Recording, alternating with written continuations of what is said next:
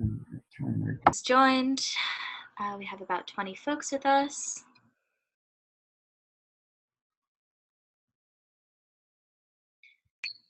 Okay. How do you feel about starting? No problem whatsoever. We can start. Great. Okay, good evening, everyone. Thank you so much for tuning in and joining us here for this very special evening. I am honored to be here tonight with Dr. Nahla Abdo, whose work I've been following for the past couple of years. And she's joining us today for this live webinar, which is entitled "The Palestinian Hunger Strike Was a Historic Event, and What Now?" So just to briefly introduce myself, my name is Anna Tyshkov, and I will introduce Nahla before saying something briefly about me because she is more important. Nahla is she is an Arab-Canadian feminist, political activist, and professor of sociology at Carleton University. She has given numerous talks and media interviews on events in the Middle East. She has extensive publications on anti-colonial feminism, racism, nationalism, and the state in the Middle East, with a special focus on Palestinians. Among her most recent publications is her book, which we have here. It is entitled "Captive Revolution: Palestinian Women's Anti-Colonial Struggle Within the Israeli Prison System." And the book received a Times Higher Education Book Award in 2014. So to say a bit about myself, as I said, my name is Anna. I've just recently graduated with a degree in anthropology and gender studies from McGill University. I also started Independent Jewish Voices at McGill for very personal reasons. I just felt it needed to be there, and there was no other space like it. And so it is a student chapter of the National Organization of Independent Jewish Voices Canada. So just to briefly introduce IJV, IJV is a national human rights organization whose mandate is to promote a just resolution to the conflict in Israel and Palestine through the application of international law and respect for the human rights of all parties. There are chapters of IJV in all the major cities across Canada, as well as a number of student groups that have emerged over the past few years, which is very exciting. IJV supports the right of Canadians to criticize and challenge the current laws and policies of the State of Israel, as well as actively supporting the boycott, divestment, and sanctions movement. IJV fights anti-Semitism, racism, and Islamophobia. We are educating people about the challenge to the racially discriminatory Jewish National Fund, and we support the right to speak out for Palestinian human rights, and we reclaim our Jewish pride and identity free of ideological policy of the Israeli state. So that is our introduction. To briefly lay out for you the structure of this interview. So as I mentioned, for folks who have been tuned in, folks who are joining us can ask questions at any point. We'd like this to be a very participatory experience. There is a Q&A button at the bottom of the screen, which you may press and type your question that I will see on my screen. However, we will only get to answering the questions at the end. So Nahla and I will be engaging in conversation for about 45 minutes, and then we'll get to answering the questions at the very end. And we will begin the conversation talking about the ongoing hunger strike that's happening on the ground right now in Palestine. And then we will turn to the content of Captive Revolution, her book, as the two issues are completely interrelaced. And then we will follow our conversation with the Q&A. Okay, so to begin, I'd like to just ground us all by asking us the question, why are we having this conversation today?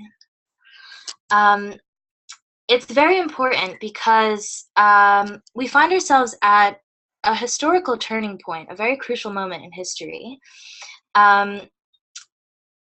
where basically global imperialist powers are being strengthened with the rise of right-wing governments across the globe, whether it be in the US under President Trump, in France, in the UK, as well as within Israel. And Palestinians who are living within the borders of Israel or Palestine, as well as in diaspora, are finding themselves in a state of paralysis, really, following decades of a failed peace process, as well as the failure of the Oslo Accords. Palestinians are further fragmented than they ever were, both in terms of their land and in terms of a sense of political unity. And so Palestinians now today must turn to new alternatives in leadership to achieve their collective goals, which are achieving the liberation of their people and the liberation of their land. So now I'd like to turn our attention again to this historical event that actually inspired this webinar in the first place, which is the ongoing hunger strike that's happening on the ground. So just to contextualize us a bit, currently there are 6,500 Palestinian political prisoners and political detainees that are held in Israeli prisons as of April. Many of these Palestinians have been placed in prison under what is called administrative detention, which basically means that they were detained arbitrarily without trial. And this huge amount of prisoners also speaks to the fact that the issue of prisons and these lived experiences are touching every Palestinian family. So prisons are as familiar as, you know, going to school or going to work for Palestinians who are living there. And the recent news is that, well, on April 17th, so just last month, over 1,800 Palestinian political prisoners staged an open-ended hunger strike, where 150 of them were hospitalized with ill health and being in very critical conditions. And it's significant also that this is happening in 2017 as well, because 2017 is also the 50th anniversary of the 1967 occupation, as well as the 100th anniversary of the Balfour Declaration. So we need to contextualize this hunger strike with the fact that Palestinians have been living under occupation.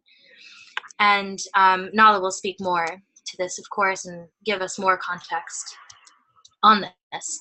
So Nahla, I'll turn this to you. And could you please just give our listeners a bit more context on a hunger strike, perhaps why it started, why it was staged in April, as well as some of its main demands? Sure. As you were mentioning, Anna, the hunger strike, this particular hunger strike, is probably number 10 or 20 of the many other hunger strikes that have been taking place in Israeli prisons. Later, when we talk about the book, we talk about the women who went into a hunger strike. Mm. There have been individual hunger strikes for even more than 100 days by individuals. We know that, you know, one person has died from a hunger strike. We know that, you know, the torture of these people in prison and outside of prison actually has very much led to their resistance and their being in prison. Why now? Now, because in every, if you want, every couple of years, every probably 5 years or every decade, there is a movement within the prison itself to ask for demands. And after the, you know, the snatching of these demands by the prisoners from the Israeli authorities, Israel comes back and, you know, reimposes the same kind of, if you want, torture or ill treatment on the prisoners. One of their demands, I'll come back to the whole question of demands, but one of the demands that is, you know, elementary in this, or primary actually, in this hunger strike, the current one after 40, actually more than 40 days of hunger strike, has been reinstating the second visit of the family. You know, there used to be 2 visits per month. Imagine only 2 visits per month for, you know, children and partners, mothers, fathers, etc., to the prisoners. The second one has been snatched from them, or Israel reneged on this promise actually some time back, probably a year ago or 2 years ago. So every time they achieve something, Israeli prison authorities, which are part of course, of the Israeli state itself, go back and renege on, you know, on all of these. This is why I said earlier that we have to be careful. Yes, the current hunger strike is suspended, but it's not over until Israel heeds to all of the demands of the prisoners. And I'll come back later, you know, when you ask me about what exactly are the demands. But let us do a little bit more of contextualizing who are these political prisoners and who were the ones before. I would like our attendees, as well as participants, as well as, you know, fellow Canadians, to understand that only since 1967 until today, over 100,000 Palestinians, which included 10 or more than 10,000 women, have entered Israeli detention camps and or prisons. Over 100,000. Imagine the huge number for such a small population. Now, why did these go into prison, or why were they taken into prison? Simply because they resisted the inhumanity of the living conditions under which they were placed. Simply because they resisted the settler colonial regime of Israel. Simply because they resisted Israeli apartheid system.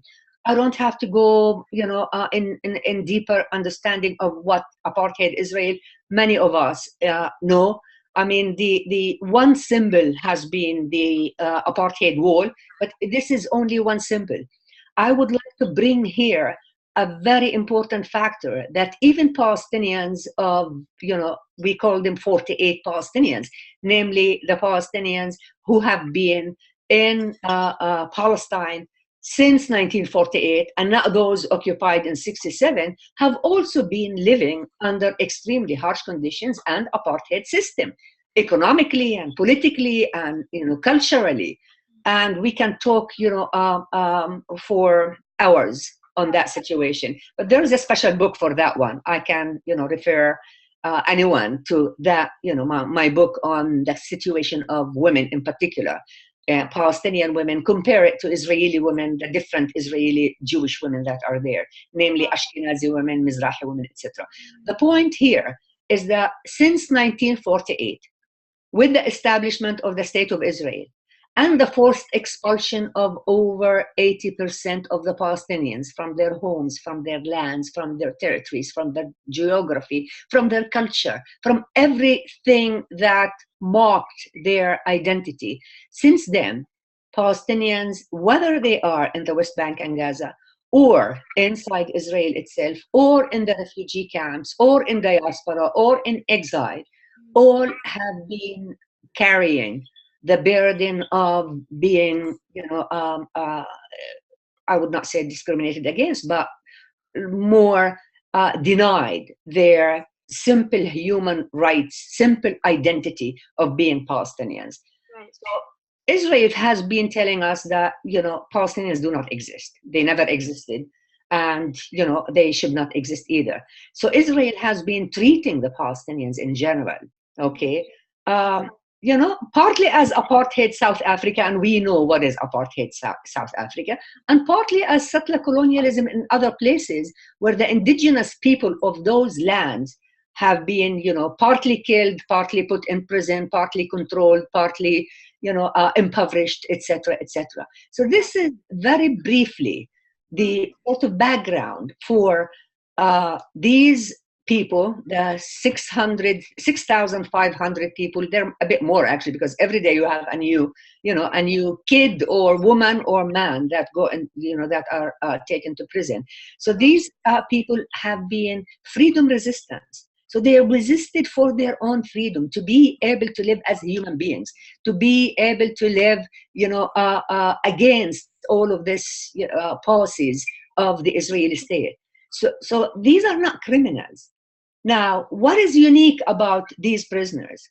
Now, they did not commit any crime. Now, of course, Israel treats them as terrorists, but all Palestinians for Israel are terrorists. Anyone who opens his mouth or her mouth is a terrorist as far as Israel is concerned. Yeah.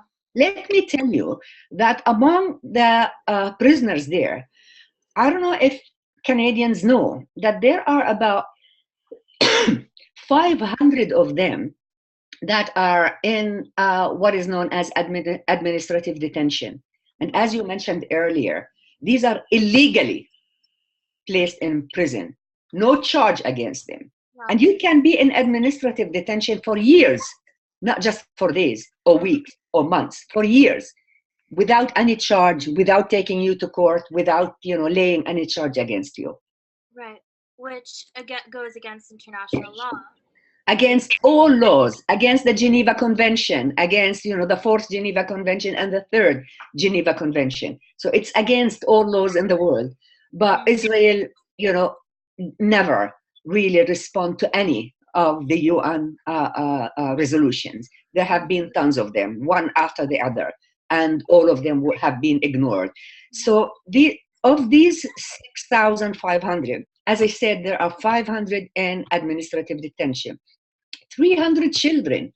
Imagine, between the ages of 13 and 18, 300 of them. There are 26 of these people, actually, journalists. So basically their resistance was through the pen and pencil and paper, through the word. So the freedom of speech does not exist in this state. So it's not just, using force by these resistors. Being in a demonstration can take you to prison. Throwing a stone as a child on Israeli occupying forces that are there to destroy your home, okay? And just imagine you Canadians sitting here and a bulldozer is coming to destroy your home. Everyone in the family is going to resist, and all of these will be taken and called terrorists and taken to prison. Now, we have 51 women of these people, and 13 people of these in prison are, imagine this one, are members of the Palestinian Legislative Council, meaning parliamentarians. Yeah. So some of these people have been taken literally from their bed, from the home, okay? Others from their offices, others just little children from the streets. And in the book, you probably remember that at least one of the women I interviewed was taken from her desk while she was at school and, doing her final exam.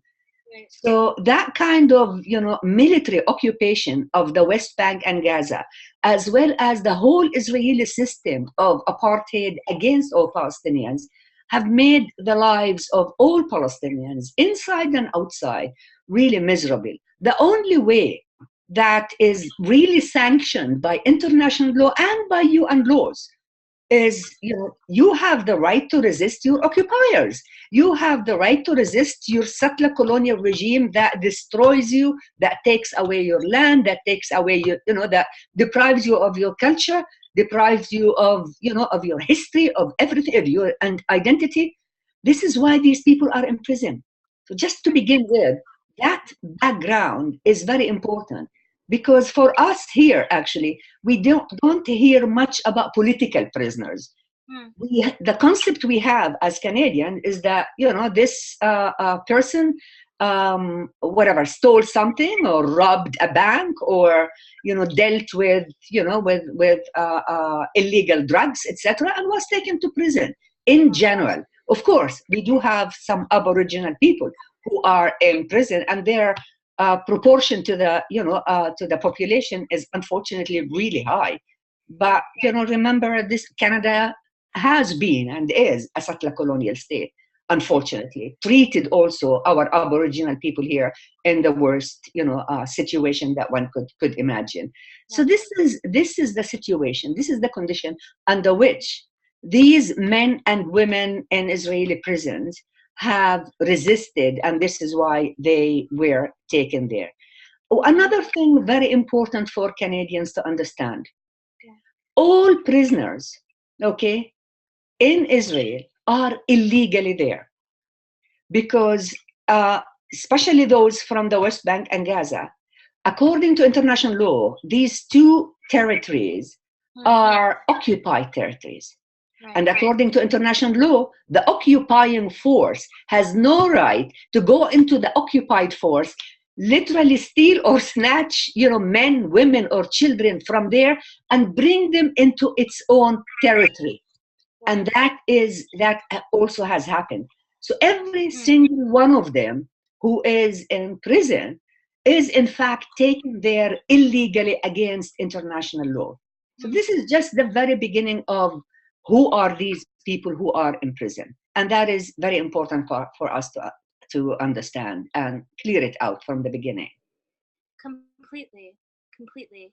And so important also to contextualize this so specifically within Palestine, and also to just, as you said, these people aren't thieves or people who have committed crimes as we conceive of crimes here, in Canada or in the US. I mean, it's people, who are resisting occupation in any way that they can, literally in any way that they can. Any and every, yes. Right. And it's so deeply and historically rooted also. Like, I think, Nahla, in one of the stories of the women, you said she was motivated by hearing stories of the Nakba into why she decided to join the resistance movement, right? So we see how this is a historical and ongoing process that's bringing people, right?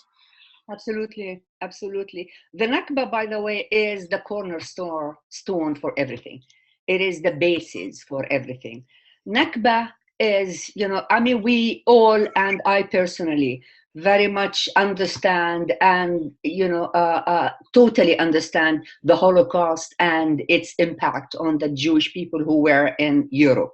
But those who committed the Holocaust were Europeans and not Palestinians. Now, when the Zionist movement moved into Palestine, especially in 1948, throughout 1948, it committed, very similar, actually, atrocities against the indigenous people there. There is a Palestinian Holocaust as well, which is the Nakba. Nakba means basically catastrophe. And catastrophe is sort of the mute notion of what exactly happened. Imagine a population at the time of just over 1 million people, the indigenous people of Palestine at the time, because there was no Israel before 1948. Of course, the Zionist movement started to infiltrate there with the help of British colonial rule over Palestine at the time, but it was only when the Zionists commanded enough military force in order to and did all of these atrocities. Some of the atrocities basically meant over 80% of the Palestinians were literally kicked out, not only of their homes, of their property, of their lands, but also of Palestine altogether. This is what has become now called the refugees, the Palestinians in the diaspora, the Palestinians in exile, those many of whom who still carry, the key for their homes, but they cannot go back. And this is why the issue of return for Palestinian is vital for the Palestinians, all of them. So it is, again, half of your family, wherever you are, is not there, has been kicked out altogether. What you see, close to 6 million Palestinians now, which are close to the, according to Gideon Levy, who writes in Haaretz, they are close to the Israeli population. So you have similar population when Israel wants to turn the whole of Palestine into a Jewish state. Think about it. Imagine, what does that mean? So that kind of mentality of Holocaust continue to be inflicted on and upon Palestinians. And I mean all Palestinians, not just the West Bank and Gaza. I mean 48 as well, because they are also under, very strict policies of racism and apartheid. And their land is being also, constantly confiscated for whatever reason that Israel, finds or gives. And it doesn't have to give a reason. It's a state. It is, it is the state there. It can do whatever they want. So yes, that you're absolutely right. That kind of background is very crucial for us to know who are these, political prisoners. Right. This is the same situation as you mentioned with the women, because that, going to resist and then being imprisoned or being detained and being forced to release these, these detainees for whatever reason. We can talk about this later. But then once again, capture them and putting them in prison, like the two women that you mentioned, by the way, the two women in my book, right? Alayan and the other woman. They were detained twice. Once for the first couple of years, and then they were freed or released. But then the Israelis recaptured them. The men in the prison right now, the same thing happened. Remember recently, Israel also released, a good number of around 100 or whatever of these prisoners. It recaptured them again. Repeated. So this is a state that you do not trust whatsoever.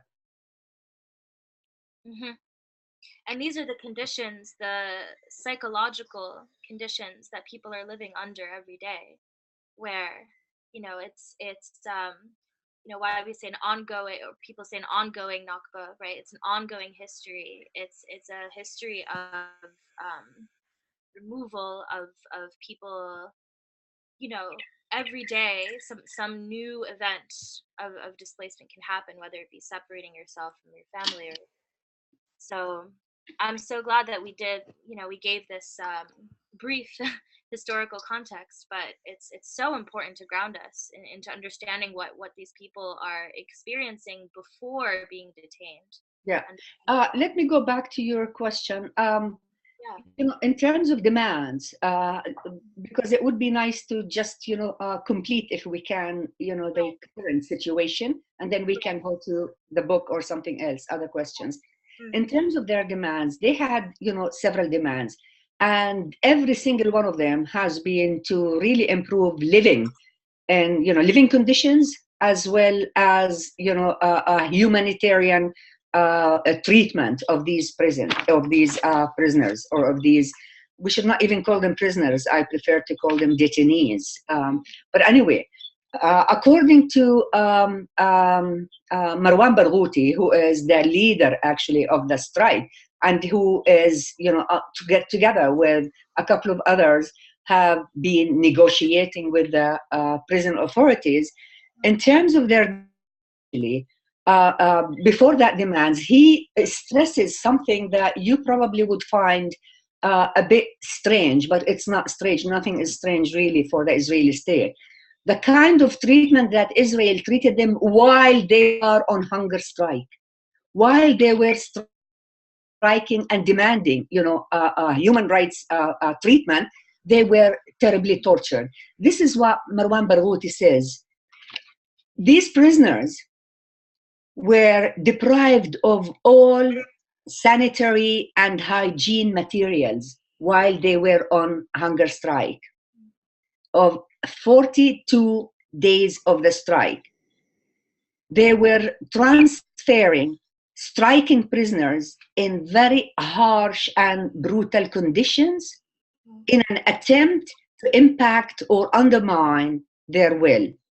Confiscating, please listen to this one, all their personal belongings, including their underwear. The prisoners were deprived of all sanitary and hygiene materials, turning their lives into hell and releasing shameful rumors and lies. So just think in your mind, what would be those lies about these prisoners when they strip them of their clothes and of their underwear? So what could, be fabricated there about them? Yet the record of the prisoners has been one of unprecedented steadfastness in the record of the Palestinian prisoners movement, and the Israeli repression failed to break their will. From this historical and heroic scene, he says, I stand on record and with great pride saluting this great steadfastness.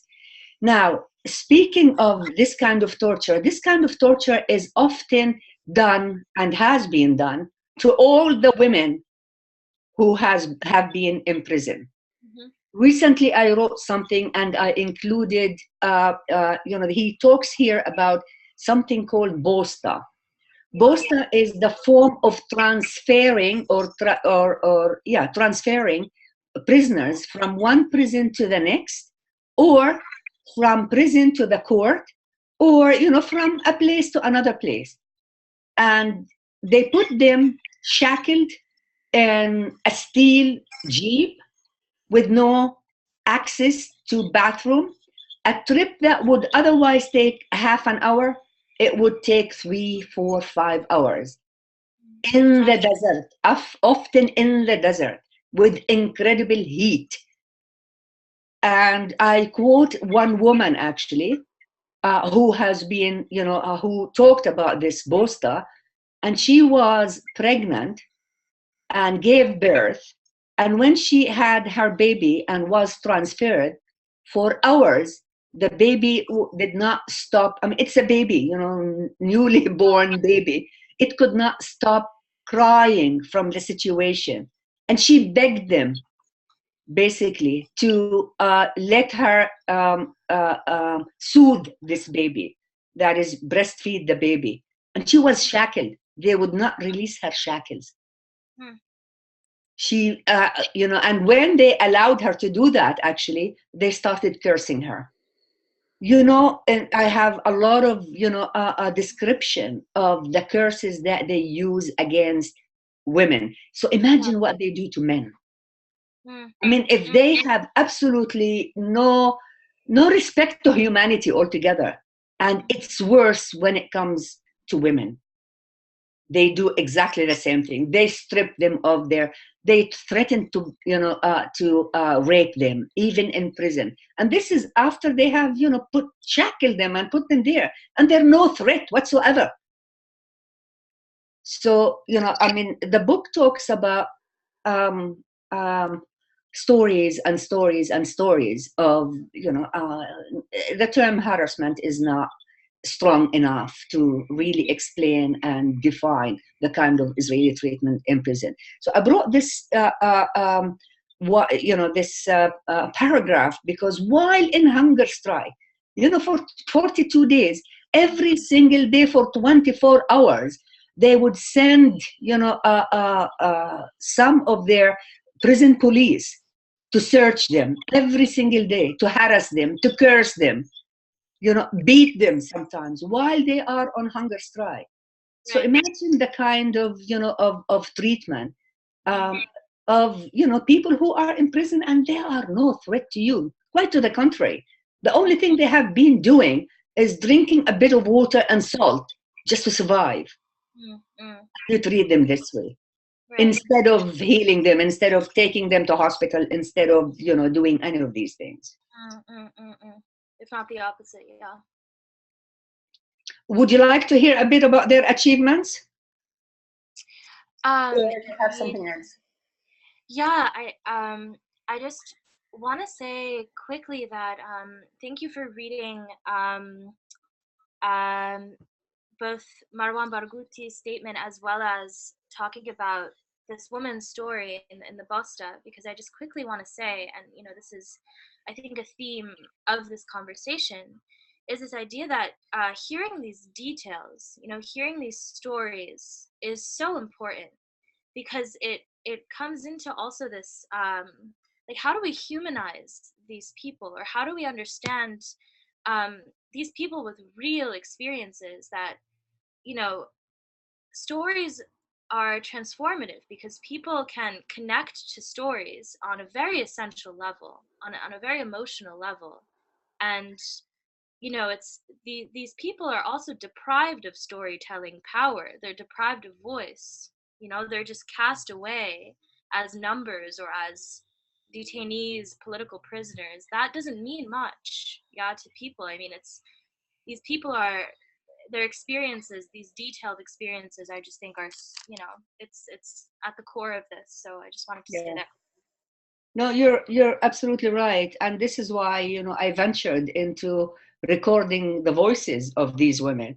And when you hear the voices of these women, each one has, although every single one of them referred back, as you said earlier, to the Nakba, what they remember from the Nakba, to 1948, to the experiences of their mothers and fathers during that. These stories are, the most powerful human telling you can ever get. And if you cannot humanize a human being like this, I don't know what kind of human beings, we are altogether. And, that when you get the memories, when these memories are written down, they become extremely powerful. But remember, I mean, even as I told you, 26 journalists, just because of writing about their demands, have been detained. There isn't a single one of our very famous poets, including Mahmoud Darwish, including Ziyad, Tawfiq Zayyad, including all of these poets. Not a single one of them did not go to prison just for writing poetry. Right. So it's so very powerful to be able to, despite all odds, to be able to write down these memories and record these stories, because this is the actual history and stories of this population, which is totally, if you want, veiled here. We don't know much about them. We don't hear much about them. Now, yes, they achieved, these strikers now achieved some of their demands, some basic demands, including improving the situation of the women and children, actually, by installing, this demand, just install a public phone for these kids to be able to call their mothers and fathers. They didn't have that access. These kids and women do not have that access. Women could not, you asked me about, Itaf Alayan was forbidden to take her 18-month-old baby to prison because her baby was still breastfeeding. And she went into 6 days of hunger strike at the very beginning. Had it not been for the Red Cross, Israel would not have brought her baby. So they brought the baby until the baby was 24 months. Then they took the baby by force out, away from her mother, and gave her to, her grandmother. Right. So just imagine. And this woman was in administrative detention for 3.5 years. And this woman was a religious woman. And this woman had a veil when she went in. And every interrogator that would go to her would snatch her veil, pull it out. And one interrogator even, tried to pull her robe, which is the religious sort of dress. and threatened to rape her. So just think about, these stories. These are the words of the women themselves. I could, if I have time, I could read these paragraphs by these women. But I'm afraid we're losing some time here in terms of more discussion. Right. Yeah. Yeah. Yeah.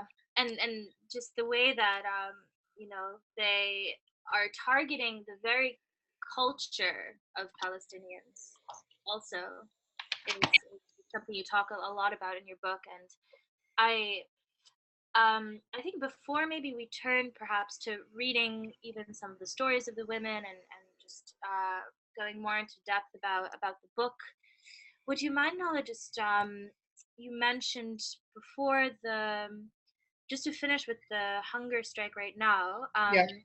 if you could briefly, just sort of summarize the achievements, so-called achievements, that have happened over the week.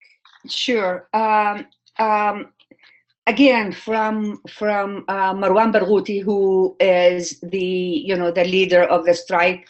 Remember, Marwan Barghouti is a member of the executive committee of the PLO, so he is one of the really Palestinian national leaders. So he is a huge leader for Palestinians and highly revered. Now, he said that prisoners were able to extract a number of just and humanitarian achievements, the first of which is to restore the second monthly visit to the families of the prisoners. Look how big this demand is. Just restore the visits of the family of the prisoners, which was stopped almost a year ago, as well as addressing problems ongoing for years related to the conditions of daily life, including the conditions of women prisoners and child prisoners and ill prisoners in terms of better health health treatment or medical treatment. The bosta, which I mentioned earlier, which is the Israeli method of transferring people and torturing them during the transfer from one prison to another, and transfer processing, and also the canteen. The canteen is basically the prison store where prisoners are demanded to buy their own stuff from the store. And sometimes they don't have stuff to sell there, and sometimes they raise the prices. And these prisoners have a very strict budget, actually. So they buy their own food, because the kind of food, of course, that Israel gives them is, we should not even call it human food.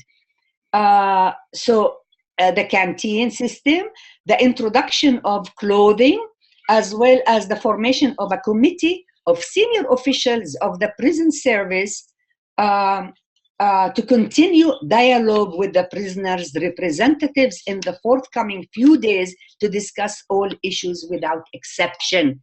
Now, this is very important, because the issues that remain there are still many more details, humanitarian and others, but there are two ones that are basic, and which I would like to sort of leave them in the hands of Canadians for them to keep in mind and hopefully also work on.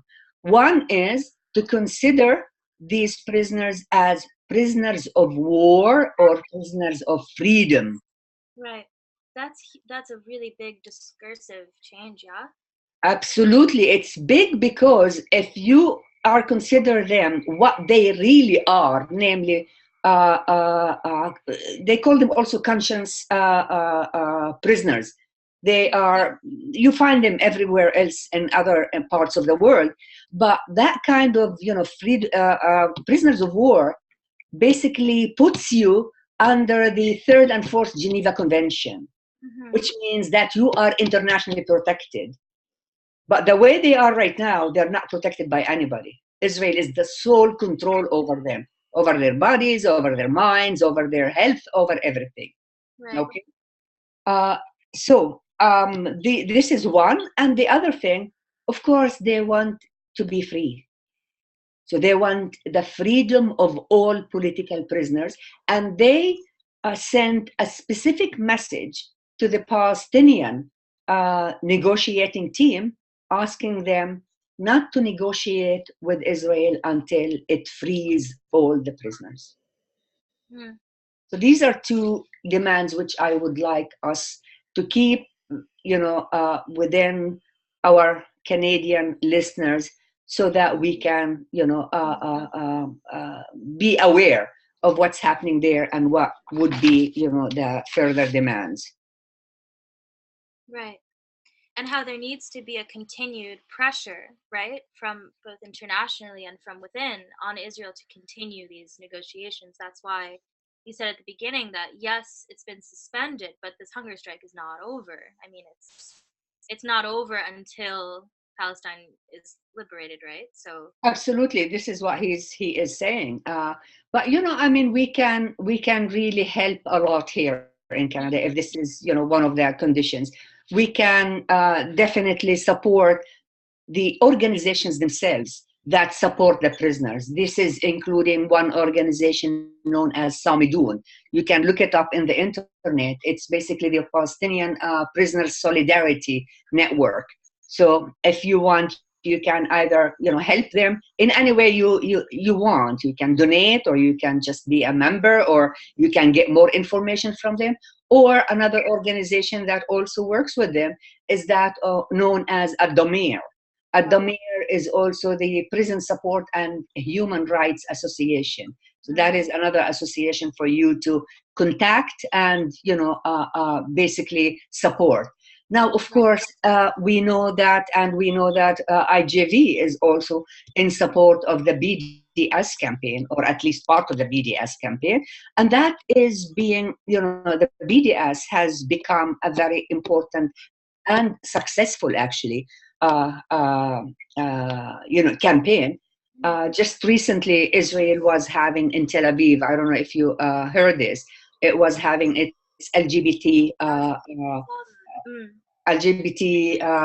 film festival or something like that, and major producers and filmmakers and directors have withdrawn from this, which was written in Israeli newspaper in Haaretz as a major disappointment for them.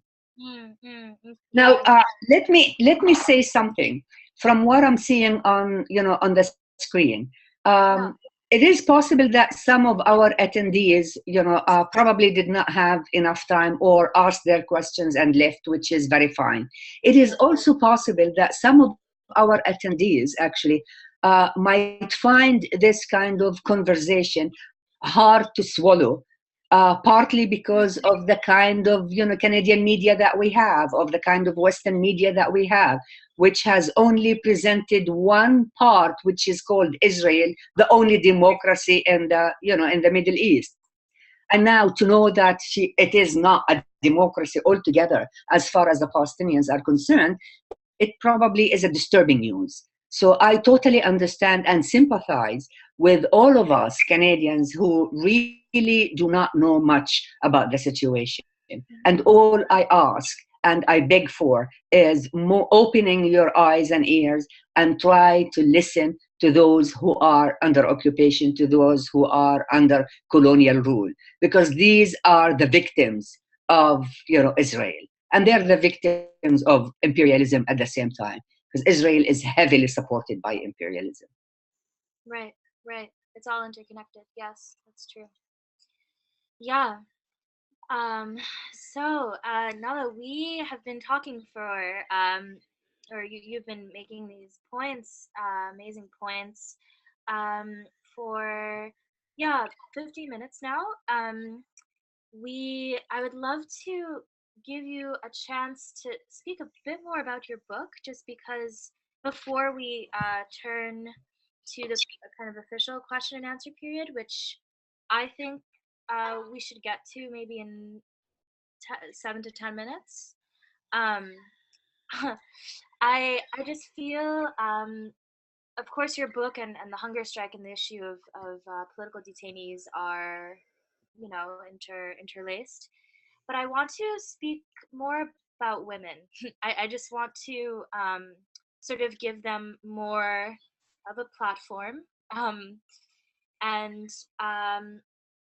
I think it's so interesting also that in your book, you talk about how prisons, you know, are with how you've described the conditions of prisons are, you know, horrific, you know, beyond, um, but also can act as, you know, this sort of subversive space, or it can act as, you know, spaces for resistances to emerge from within the prisons. And actually, as I was reading your book, um, a quote by one of the women that you interviewed, whose name is Rauda, says that her feminist consciousness fully developed in prison. Um, and sort of, you know, could you speak a bit more to sort of that and sort of the, yeah. Uh, you know, the prison for many of them, okay, take into consideration some of the women that I speak about in the book. I mean, these women that I spoke with and interviewed and had, you know, basically that was oral history type of, you know, interviews that I did with them. Some of them were highly educated. Some of them were lawyers. Some of them were teachers. Some of them were educated, you know, university educated. A couple were, you know, very young and taken from school. And some, you know, came from villages, could not finish their education. But in general, all of these women have, you know, been in prison because of their determination and commitment to the liberation of what they knew as their cause. Their cause is Palestine. All these women were highly, at least culturally, aware of what, you know, of their own culture. Palestinian culture, if you know anything about it, it has, you know, part of it is called resistance culture. And this is part of our poetry and part of, you know, our novels and part of our short stories. You know, we have a lot of men and women who contributed to this kind of literature and this kind of, you know, we also have prison literature. Almost everyone who has been a poet or, you know, important in the, you know, in the production of culture among Palestinians was also, you know, taken to prison. And while in prison, they also wrote, you know, poetry. They wrote short stories. These women in, you know, in prison also made, you know, a theater. You know, they wrote plots. They wrote, but all of it was, you know, out of their resistance consciousness. Now they organized themselves in prison. They taught each other. So the older ones who know English, and one of them actually even knew Hebrew, she would teach the others, you know, Hebrew, meaning that she came from Jerusalem, right? So she knew Hebrew. She would teach others that language. They know English, they would teach the smaller one, the younger ones, English, math. So there was also, you know, there was a school there. One of them, if you remember, she says, to me, prison is a university. University in it, you know, I mean, to me, even, you know, to me, who, you know, I myself experienced part of this prison, I wasn't sure what, you know, how, because I was in a cell, sort of isolated cell by myself. I didn't know what, you know, how would I, you know, this place called prison, how can it become into a university? But these women, when they get together, organize themselves, make a committee exactly the same as the men right now are doing. Put together a committee, and only one or two women in that committee are allowed to speak to the authorities and take the demands of the rest of the, you know, of the women in prison, take the demands to the authorities, which meant that, you know, I mean, these women were heavily involved in resistance, you know, in their own way, living the prison and you know, reproducing themselves as nationals, as Palestinian nationals, as women, you know, as women who are more aware. Now, in terms of feminist consciousness, as you know, Rauda and others actually have admitted, they would read books. One, you know, some of the books that they would read were about women. They discussed women's issues.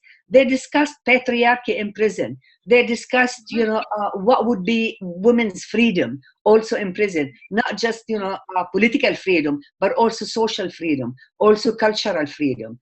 Nawal Saadawi, and her books. I mean, Nawal Saadawi is well-known Egyptian feminist, and Yeah. her books, which were banned, by the way, in many Arab countries, also banned in, in Israel, but, banned books can be found, in many places. They would find the book and bring it, inside the prison, and they would read it and discuss it together. So women did make a group, there. They made a activity of women with feminist consciousness. They educated themselves, educated others. They performed on, they made their own theater. So they would, they put together wood or whatever, and acted there in front of each other. And and in one example, if you remember, they at one point they had one particular woman who was, they call her a bit wacky, but a very nice woman who's a bit wacky. And she would, during the fora is the break that all these women take outside, she would go around and, sing national songs, and everyone else would, go around her. So they had to live. Remember, some of these women were given life sentences. Aisha, for example, 2 life sentences plus 10 years. And I never understood why another 10 years. I mean, 2 life sentences is long enough. Now, also remember that most of these women, when they were released, they were released by force, and not because Israel released them. After exchanges, there were exchange deals between partly the PLO and Israel, and partly after Oslo. Most of them were released after Oslo. We're talking about, a group of Palestinian women who were in prison. There were hundreds of them. But these are, the ones that, were available for interview, because most of them, even these women, were after the prison, they were literally kicked out of Palestine. So were sent to Jordan or to anywhere else, but definitely not back home, not to their homes. And they were brought back in to the West Bank, after Oslo, as part of the Oslo agreement. So the consciousness in prison is something that, or especially feminist consciousness, something that they worked for. And they worked for as part of their resistance, which is not only political, but social as well. Right. And so gendered. Yeah. Oh, absolutely. Can I ask one more thing before we go into the Q&A? I think something else that really struck me in the introduction of your book, actually, is when you talk about your actual process in collecting these stories of women, and how you created the focus groups in your apartment in Ramallah, and how you brought together women from Jenin and Bethlehem, Beit Zahur and Jerusalem, and all the locations, throughout the West Bank and 48 Israel, and how these women were brought together in those spaces. And if you could just briefly just touch upon the importance of that, of just bringing women together in that way. This was the most striking, shocking, and pleasant thing for me.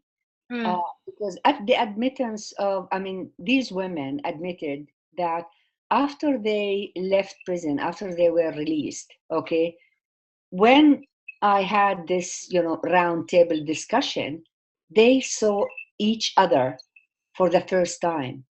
And remember, 20 years earlier, these women were all in the same cell or in the same prison. Right. So 20 years of not seeing each other, and then they got back together. Now, you probably would ask why. Because the West Bank is totally separated from Gaza. The West Bank itself, the north is separated from the south, and the east is separated from the west. And within the west, through the checkpoints and, all kinds of disturbances by the Israeli checkpoints, those that are, immediate ones, and those that are, stable there. Because of all of that, these people could not see each other. They could not get together. So to me, it was really fascinating. And you should see, some of these women hugging each other in that roundtable discussion, seeing themselves for the first time. You would see the love that is still there, but also you would see the same kind of whatever frictions was there, especially on social issues. Because, some older woman would be a little bit less open, to total gender freedom than the younger ones. You could see that also, lively there. So that meeting actually with the women, that roundtable discussion was just fascinating. And, for me, it was also quite an experience, because here I go there, I'm an insider, but at the same time, an outsider. I live in Canada. I work in Canada. I don't go there. I go once a year, or at least I used to go once a year. Yes, spend more than a month or two there, but it's not enough. Still, I'm outsider, and I'm writing in English. But all of these discussions, of course, take part in Arabic. But I'm insider in the sense that I know the language. It's my language as well, and the culture is mine. And like, all of these women, I've also learned all the resistance, poetry and etc. And like all of these women, I am a resistant, person myself. I also experienced prison, although it was, it faded away compared to their own experiences, because it lasted for days rather than weeks and months and years. And this is why I did not make much of it. But I also understand, especially the whole question of, I think that mainly the feminist question for me was extremely important to get out. And since this is also an important issue for you, or you would like to discuss, one of the things that are fascinating, there are curses. Most curses are, sexual, right, or sexist, and racist and classist. But the sexist, slurs that Israelis used against girls were so hurting for girls, for women, to the extent where they could not even pronounce the term that they were told. And, some got really confused when I mentioned the term itself. I know that it's a taboo, it's a social taboo, you cannot openly talk about it. But I brought it out to sort of encourage them, because this is exactly what happened to them. I mean, this word, this idiom, this slur expressed exactly, the how Israelis treat women in prison. Right. And the broader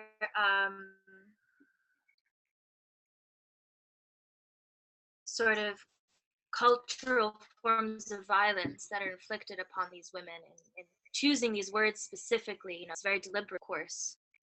So yeah, no, that's very important as well. Now that we can go on, Oh, we can go on absolutely. for talking about your book for hours. Yeah, and it's an amazing book, really. I just want to say to everyone who's been with us, um, it's really it's a powerful collection of personal stories, of lived experiences of women that I mean, for me, for someone who's been actively researching the questions of Palestine and everything, I was struck by the chapter especially about women's stories, because they're so personal, and they're also voices that are invisible. I mean, I just think that's profound in and of itself, that this book makes the invisible visible, and I think that is just so important. um, and yeah, it's so difficult to stop. No, I mean, you're absolutely right. It does make the invisible visible. It makes them visible because what you hear is not my own words or analysis, because what you hear is their voices. What you hear is their stories. What you hear is, them personally telling you, this is what happened to me. This is what, what I went through. And they were so open to tell you what happened to them before going to prison, during going to prison, while they are in prison. Just imagine all of these women were snatched from their beds after midnight. Israeli forces go to each house after midnight, usually to make sure that the neighborhood is asleep. And just think of the terror of family members. Think of the terror of your mother. Think of the terror of the children if you have little children, seeing, soldiers taking you by force, with your pajamas, or, putting something on top of you and taking you away. So it's a horrifying situation. But at the same time, it is, when they're there after the torture, after being threatened to be raped and almost raped, and some were raped, okay, after all of this, and after the psychological torture and the physical torture, and us forcing you to see others either dead or in the process of being dead, after all of this, they go to prison and then begin a new life.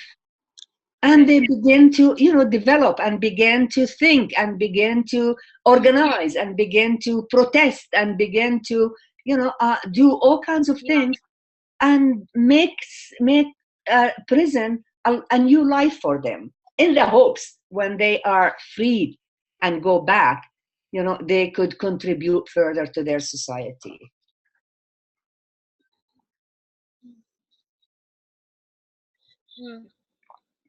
You get frozen in the process, by the way. Yeah, you as well, actually. Oh, me too? But I thought it's only you, because I see myself moving. Me too. Yeah. It's better now, yeah, I think. I hope so, yeah. Well, I can hear you better now, yeah. Yeah. Yeah. So just to be sure that everyone who's participating and who's asked a question feels as though their questions are being answered. How do you feel about turning over to the Q&A? Sure. And of course, I'm sure these themes will be present in all of your answers. So the questions are mostly about the hunger strike. Okay, well, I don't have these questions, but you will be telling me the questions, right? Right. So I'll read each one out to you. Okay. And you respond, for however long you feel is good. Sure. So, the first question actually brings us back to the right of return. So circling back to sort of the history where we started. So the question is, I sympathize with the expelled Palestinians' right and desire to return to their pre-1948 lands. However, now, 69 years after the Nakba, is the right of return really feasible? If not, what would the expelled Palestinians or their children accept in lieu of returning? This is a very good question, actually. Now, yes, in a few months, actually, we will be commemorating 70 years of the Nakba. And my new book is on the Nakba, is going to be on the Nakba. Again, stories of women and men, mainly women, but also some men on the Nakba, their experiences and memories of the Nakba. Now, is the right of return feasible? My first question to you, to the attendee, do they have the right to return? So I believe absolutely they should have the right to return. Now, is it feasible? I don't know what feasible means. Okay, I don't think it's the primary question.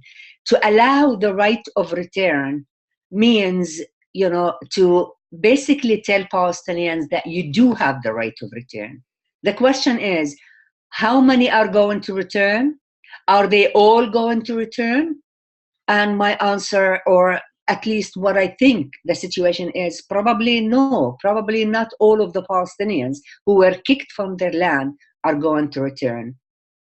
But that also, but again, in terms of right, absolutely, Palestinians have the right to return, and we should emphasize this. Now, the feasibility is a question that is made by politics and policies. Now, if we totally agree that the politics and policies throughout these 7 years have been unjust and against Palestinians all the way, then to the attendee and this brilliant question, the point is, are you in support of their right of return? Let's give them the right of return and give them the right to decide what do they want, if they want to return or not, and definitely also to 1948.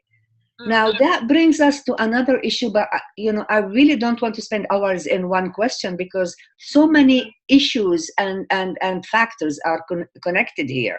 The question is, what do we think of these Palestinians of 1948, namely the citizens of Israel right now, under what conditions they are living there? Now, if I say, after research and after my experience, I am a product of there. I'm Palestinian with Israeli citizenship, okay? And, I lived there, I know it, I experienced it, and I've been researching it for tens of years. So if you're saying that the system there is apartheid, even within 1948, apartheid not to the Jews, of course, but apartheid against the Palestinians, then you have to change the system. So what we really need is to change the state apartheid there, to change the settler colonial state. You need a different state altogether. With a different state, the question of living between Palestinians and Jews is not going to be a big issue. If the Jews and Palestinians are given the same right, equal rights on that land, I think we will be solving the question of feasibility. Because the feasibility means, what kind of future do I want to see? And the kind of future I want to see is one state for both Palestinians without national, I don't care what is it called. Call it whatever you want. As long as the Palestinians have the right to return, as long as those who return, okay? And those who don't want to return, they don't have to return, as long as the Palestinians are treated equally like the Israeli Jews. Right. So this is how I would sort of look at the question. Completely. Yeah. There's actually another question that's come in just now as you were speaking about this. And the question is, Norma Karmi of Sabil, who I don't know, but said that probably not very many would actually return. But she said, we want our right acknowledged. And Absolutely. if you could comment on that, yeah. Well, there is no need to comment. This is exactly what I was saying. At least the right of return to be acknowledged by the whole world and definitely by Israel. And then what happened, after that, that's another question. That would be the question of what kind of state do you want to see? If and whoever, want to go, does go back. Please remember here, to the person who asked the question, remember that Israel does have the right of return as part of its elementary law, or basic law. Israel doesn't have a constitution, by the way, but it does have a basic law. But it's only for Jews. Yeah. The Jews who have never, ever been to Israel from all over the world have the right to go to Israel and become Israeli Jews and take part of the land there, part of the house, work there, etc. But Palestinians whose homes are still standing there have no right to return. Yeah. So this is extremely important, for us to think about. Mm. This is the kind of, apartheid system. This is the kind of racist state that we're talking about. That racism is built into its constitution. Mm-hmm. Right. Right. And um, and you know, racism erases the ability to choose, right? Like, so I feel the right of return is also tied to this idea of having a choice to return. Yeah. Whereas Jews, you know, under the law of return, it doesn't matter if your one grandmother is Jewish, you can become, you know, you can move to Israel. I mean, whereas Palestinians are still talking about the right of return, it's it's not even a choice. So Yeah.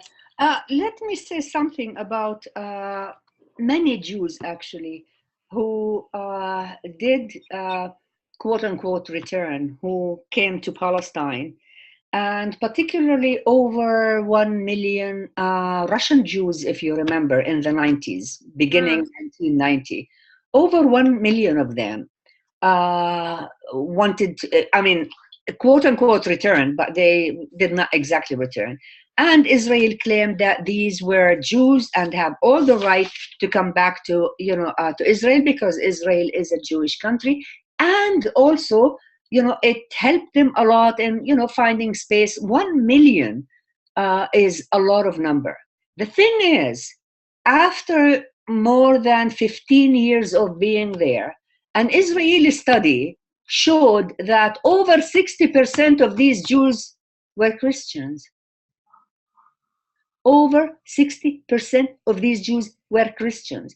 They would go to churches in Nazareth and not to synagogues in Tel Aviv. And, the situation of many of them, by the way, is really awful in terms of, the economic situation. Living in Nazareth makes you close, actually, to many of these Russian Jews who live around Nazareth in a place called Upper Nazareth, or Nazareth Elite. And you see them and you see the situation in which, they're in. But my point is that, Israel made this big thing about how, Russia is treating them. It was, actually just the end of the Soviet Union, and at the time, actually 1990 exactly, they were treated badly, etc. Israel was the savior all of these Jews. And actually, when it brought them, basically many of them turned out not to be Jews to begin with. So it was a big propaganda. We also know the history of, in the 50s, by the way, in the 50s and 60s, the history of bringing the Mizrahi Jews, or the, some call them Sephardic Jews, but they're Mizrahi. Mizrahi as in from the East. Many of them, or most of them, are from Arab countries. When they were brought into awfully, depleted conditions of living, and they were discriminated against. There were racism against them. So they were brought as Jews, but treated as second-class citizens. And, I'm not the only one who wrote about these, especially women. There are many scholars, Israeli scholars, including,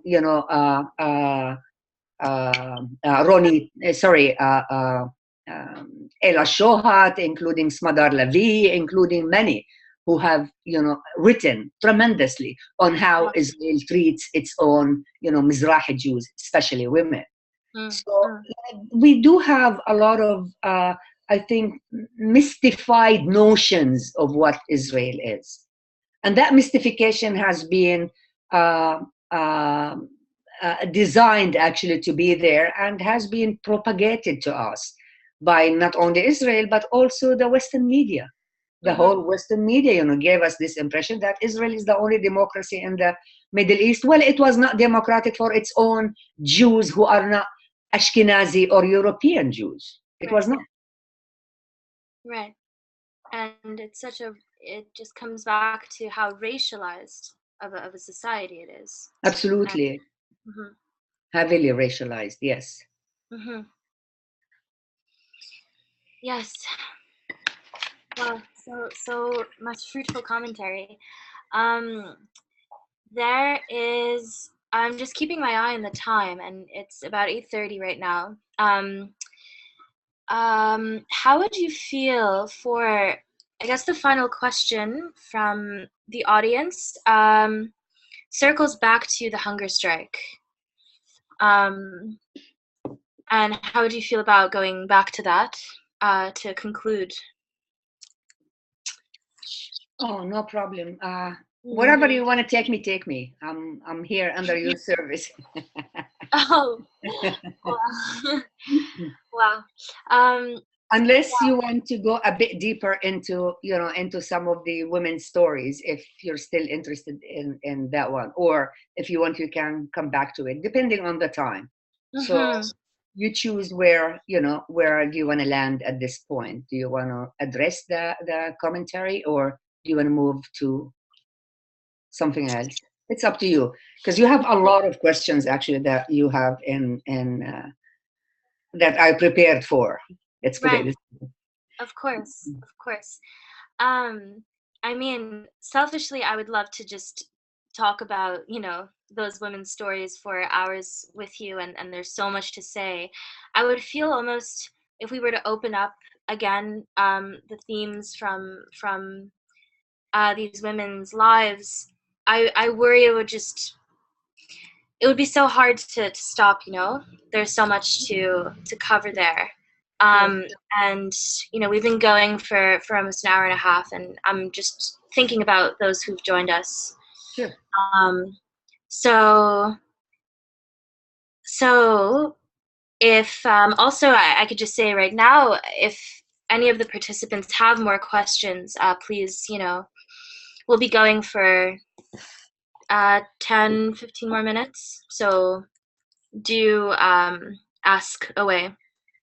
um, So let's circle back to the hunger strike, answer this question, and then with the time we have remaining, we can sort of dance around any of the other themes in from the book or from the women. How does that sound? Sure. It's fine with me. Okay, so this question is about the hunger strike. So uh, the question is, how has this current hunger strike interrupted Israel's narrative? And since Israel has wanted the most land with the least Palestinians, is this revolving door of prison not a form of wearing down the resistance and warehousing people, much like the US prison industrial complex? Very smart question. There is actually, in my book, I talk about some similarities between the American industrial complex and the prison industrial complex, the American one, and the Israeli prison system, in the sense that, you bring slaves from Africa, speaking of the US, bring slaves from Africa, enslave them for so many years. But after, you abolish the slave system, you also discriminate against them and, produce racist policies against them. And, the blacks that are in the American prisons actually are, overwhelming in terms of compared to the black population in the U.S. Angela Davis has written about this the prison system in the U.S., saying that she considers all blacks as political prisoners as well, and not just as even the so-called criminals. They're criminals because of their social economic position that they were placed in by the uh, capitalist imperialist system of the US. And that has led to all the frustrations among and within the black community. For Davis, for Angela, actually, all prisoners in the US, and especially the black prisoners, are, conscience prisoners, if you want, or are political prisoners. So she does not, I mean, for her, all of them are the same. Now, in the Palestinian case, actually, you can say that that difference is that although Angela Davis and probably Nahla Abdo and many others would theorize about the black prisoners as political prisoners, no one is going to listen to us, and the system continues to treat these prisoners as criminals. Okay, and the question of crime stays there. Now, under military occupation, okay, the crime of those in prison is that they resisted military occupation. So there is a difference in in the quote unquote crime of these prisoners. So Palestinians are not criminals in the sense of let's say doing certain social actions as a result of their frustration, but they were engaged in national political resistance. And that is, a bit of a difference in the two cases. So Palestinian political prisoners also, according to international law and according to the Geneva Convention, should not be in Israeli prisons altogether. Americans are in American prisons within the same country. Palestinians are taken away from the occupied territories and placed in deserts, in all kinds of places, in the occupying force prisons. So there are all kinds of infringement of international laws when it comes to Palestinian prisoners. So I'm not sure if this is, if this is a direct answer to the question, because the question is much bigger than that as well. Yeah, and to talk about, the U.S. prison industrial complex is a whole other topic that, rooted in some of, the same, power structures, structures of terror in the U.S. as they are in Palestine. But yeah, the prison industry actually is a heavy capitalist industry in the U.S. It is totally an industry, and it makes a lot of capital there, and it helps very much the state to basically promote further its imperialist nature. Now, Israel is very much part of the imperialist system, okay, but it basically wants the land freed of these Palestinians, and since it cannot kill them all, okay. I mean, it's true.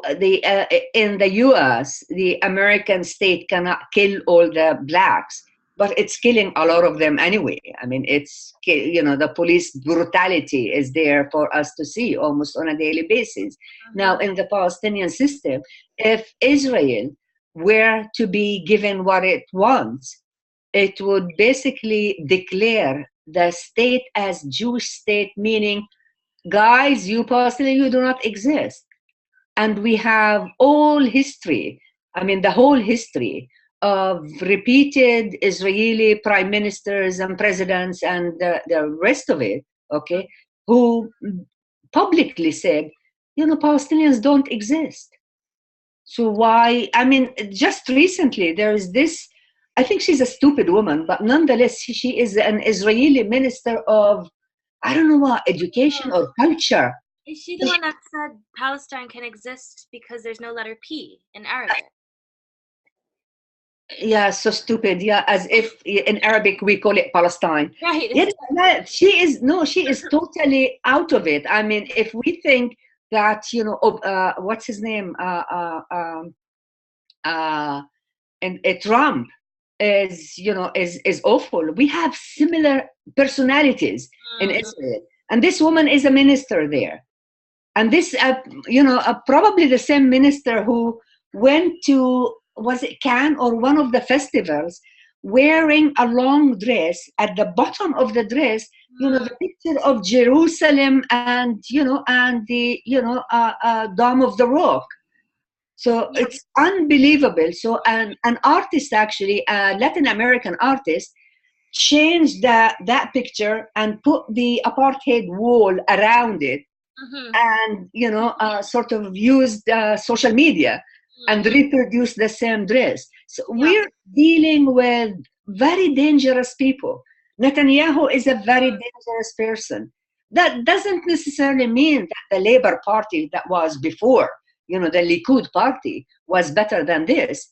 But we are dealing with a very, it's a fascist state altogether, and we have to be really clear about this. We have to be very aware of what is happening here. Unless we do that, I don't think much would change in terms of the oppression and the destruction of the Palestinian everything: identity, culture, presence, land, economy, life, and the rest of it. Completely. Well, I think that this is so hard, Nahla. I mean, I can't even muster myself to say this, but we've been going for 90 minutes, and I think a few folks have logged out, so it might be a good moment, with that sort of very pressing point that you've ended with. I think it might be a good place to end this Sure. evening. So I just want to say thank you. I want to say shukran to you. Oh, I love This has been a wonderful experience, and I hope it was as fruitful for all of our participants as it was for me. Just speaking with you and hearing your insights and experiences and extensive knowledge on this, and it's just such a treat to have you. Thank you, and it's such a treat for me to be talking with you. Thank you. So I would like to close really just by saying that this webinar was organized by friends at Independent Jewish Voices, and Independent Jewish Voices is very near and dear to my heart, because I think it is a way to create dialogue between groups of people that are just pitted against each other, and really opening spaces like this, even for voices to be given the space that they're not usually given. And IJV is remarkable in that way, and I think it has so much room to grow, and it has so much to look forward to. I'm sort of speaking, if any of my fellow IJV McGill friends are with us, onwards, and we have so much work to do, and it's on us, it's on the youth of this country to continue building this movement and contributing to a joint global movement for Palestinian rights. And if IJV, if this if what I've said corresponds to any of your values, please join IJV, and membership is very easy. The dues start at $18 a year. And you can find out more about IJV from our webpage at www.ijvcanada.org. And as I've said, we want to encourage youth and students to get involved in this dynamic movement. So if you are interested, you can write to me or IJVMcGill at gmail.com. or like our Facebook page, IJV McGill, and you can sort of get in touch with the student group. We are looking for people, and we are so excited about all of the things to do next year. So please, please, please get involved and in touch. And yeah, yalla. Yalla. Let me just say one thing. I totally support IJV. I think IJV is an admirable organization. Let me put it this way: admirable in the sense that it allowed itself and its members to open their minds and see, make the invisible visible, as you were saying earlier. And this is extremely crucial. I know IGV are not just good on the Palestine issue or, Palestine, Israel. They're good on anti-racism. They're good on the Aboriginal case of, in Canada here. They're good on all these issues that matter to humanity. So I also encourage you guys to call IGV and become members, and enroll there and see how you can help. And in addition to that, I would also appreciate it if you guys can get to know a bit more about the victims of Israel, about the Palestinians. As I said earlier, you can support Sami Doon, you can support Ad-Damir. You can find these in the internet. And if you want stories of women who have experienced prison, how about you guys read this book? I'm sure you're going to find it very interesting. Oh, you have it. Okay. And you can, find all these voices, extremely powerful women's voices. Also, I have a whole history about the women in Israel. As I said earlier, Palestinian women, Ashkenazi Jewish women, Mizrahi Jewish women, or Sephardic Jewish women. I do some sort of comparison between them. Look at their histories, the three different women's histories, and how they, interact with, each other. If you want any more information about either of these books or about, more research on this, do not hesitate to contact me. You can find my email at Carleton University. I am open to your questions outside and beyond this beautiful conversation with Anna. No, thank you. This has been You're very welcome. Beautiful. Thank you, Anna. It was my absolute pleasure. Yes. All right. So I think the best way is to, folks who've joined us, we're no longer, Nahla and I might stay on for a few minutes, just